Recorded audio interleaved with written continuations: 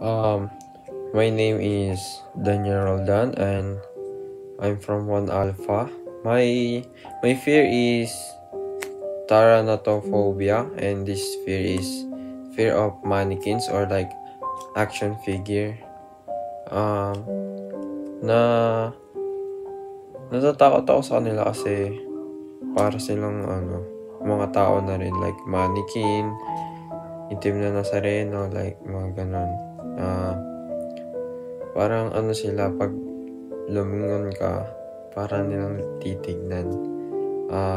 May time na pumasok ako sa Catholic Church, tas ang creepy tignan ng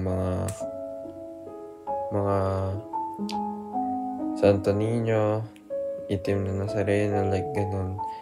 Parang hindi siya sa akin. Hindi ako sanay sa mga ganun. Tapos, sa mentally naman, wala naman siyang nadudulot sa akin. Like, okay lang siya sa akin. Iniiwasan ko lang siya tignan. Sa physically naman, wala naman. Pero sa physically, parang tumatayo yung balahibo ko lagi pag tumitingin sa kanila.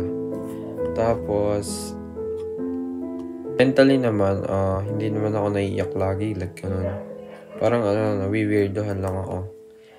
Tapos, na-overcome ko siya nung merong parang parada ng Santo Niño dito sa amin. Like, lagi ko siya nakikita.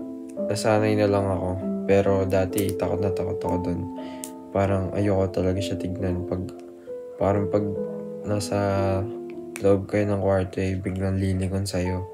Ganun. Tapos, like, yung ganun lang yung mga na-experience ko sa kanya.